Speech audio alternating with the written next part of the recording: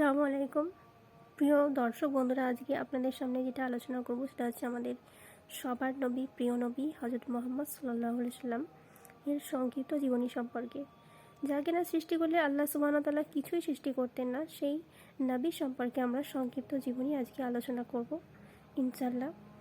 রাসূল ইসলামের আগমনের সময়, অর্থাৎ রাসূল ইসলাম যখন আগমন করেছিলেন সেই সময়টা কেমন ছিল না, প্রাক ইতিহাসের ইসলামী যুগে যখন চরম উচ্চশৃঙ্খলতা, পাপাচার, দুরাচার, ব্যভিচার, মিথ্যা, হত্যা, লুণ্ঠন, মদ্যপান, জুয়ায় ভরপুর ছিল, অন্যায়, অপরাধ, দ্বন্দ্ব, সংঘাত, হাহাকার বিরাজ করছিল, ঠিক তখনই মানবতার মুক্তির দিশারি সর্বশ্রেষ্ঠ মহামানব ও সর্বশেষ নবী হযরত মুহাম্মদ সাল্লাল্লাহু আলাইহি সাল্লাম সারা জীবনের হেদায়েতের জন্য আবির্ভূত হলেন। বিশ্ব মানবতার জন্য আল্লাহ এক অনন্য রহমত স্বরূপ প্রেরিত। আল্লাহ বলেন, আমি তোমাকে প্রেরণ করেছি বিশ্বজগতের জন্য বিশেষ রহমত স্বরূপ। রাসূল সাল্লামের জন্ম 570 খ্রিস্টাব্দে 12ই রবিউল আউয়াল মক্কা নগরীতে কুরাইশ গোত্রের বনি হাশিম বংশে সোমবার জন্মগ্রহণ করেন। রাসূল সাল্লামের আম্মা জান ছিলেন আমিনা এবং পিতা ছিলেন আব্দুল্লাহ এবং দাদা ছিলেন আব্দুল মুত্তালিব, দোদমা ছিলেন হালিমা। রাসূল সাল্লামের বয়স যখন 6 বছর, তিনি তখন তেনার আম্মাজানকে হারিয়েছিলেন এবং জন্মের পূর্বে যখন মাতৃগর্ভে থাকাকালীন তেনার পিতাকে তিনি হারান এবং 8 বছর বয়সে হারান তেনার দাদা আব্দুল মুত্তালিবকে।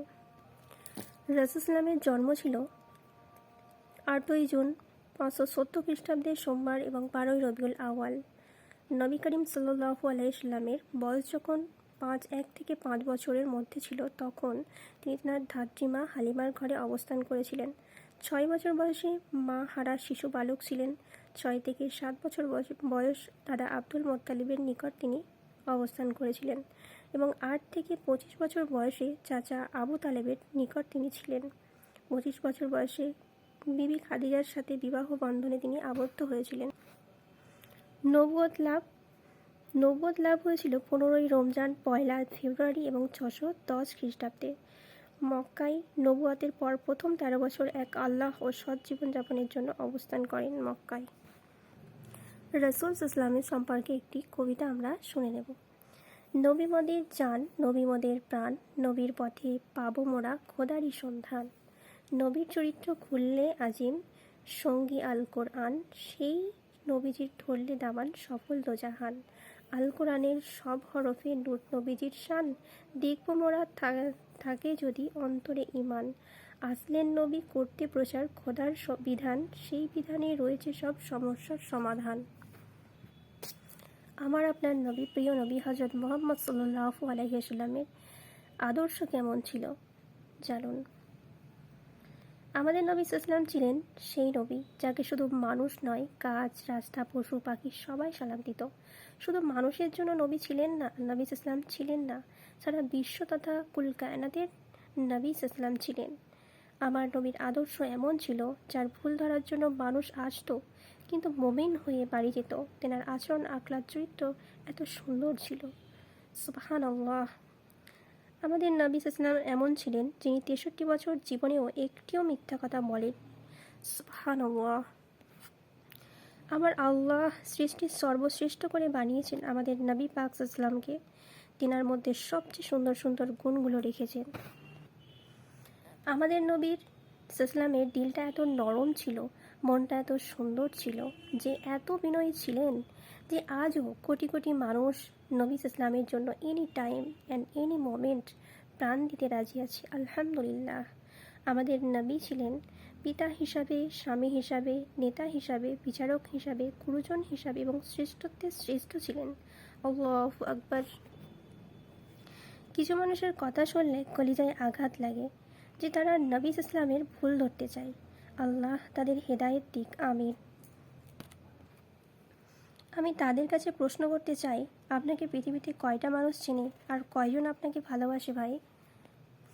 মনে রাখবেন, আমার নবী ইসলাম সময় থেকে এখনও পর্যন্ত কোটি কোটি মানুষ রাসূল ইসলামের এমন আশিক প্রেমিক আছে যাদের চরিত্র এত সুন্দর যে বিশ্ব তাদের স্যালুট জানায়। তাহলে ভাবুন আমার আপনার নবী ইসলাম কেমন ছিলেন।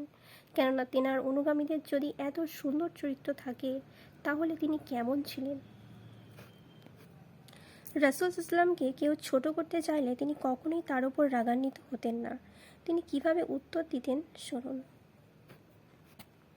একদা আবু জেহেল রাসূল ইসলামকে বললেন, মুহাম্মদ সাল্লাল্লাহু আলাইহি সাল্লাম, তুমি বড় কুৎসিত। রাসূল ইসলাম হেসে বললেন, তুমি ঠিক বলেছ। সেই মুহূর্তেই আবু বকর সিদ্দিকী রাদিয়াল্লাহু তাআলা আনহু বললেন, রাসূল, আপনি অনেক সুন্দর। রাসূল ইসলাম হেসে বললেন, তুমিও ঠিক বলেছ। আবু বকর সিদ্দিকী অবাক হয়ে গেলেন, বললেন, ইয়া রাসূলুল্লাহ সাল্লাল্লাহু আলাইহি সাল্লাম, আপনি আমাকেও ঠিক বলছেন আর ওনাকেও? নবী ইসলাম বললেন, হ্যাঁ, যে যেমন সে আমাকে সেরকমই দেখছে। সুবহানাল্লাহ। কি বুঝলেন? রাসূল ইসলাম সম্পর্কে কিছু বলার আগে তেনার সম্পর্কে সঠিকটা জানা আমাদের খুবই প্রয়োজন, খুবই দরকার। একজন মুমিন হিসাবে, মুসলমান হিসাবে নবী করিম সাল্লাল্লাহু আলাইহি সাল্লাম সম্পর্কে আমাদের সঠিক এবং সম্যক ধারণা থাকতেই হবে। রাসূল ইসলামের আদর্শ হচ্ছে, রাসূল ইসলাম নিজেই বলেছেন, তোমরা আমার থেকে 6টি জিনিস গ্রহণ করো, আমি তোমাদের জন্য জান্নাতের ব্যবস্থা করব। সেই 6টি জিনিস কী কী জেনে নিই। তোমাদের কেউ কথা বললে মিথ্যা বলবে না। 2, ওয়াদা করলে খিলাফ করবে না। 3, আমানত রাখা হলে খেয়ানত করবে না। 4, চক্ষু নিচু রেখো এবং অন্যায় করো না। 6, লজ্জাস্থানের হেফাজত করো।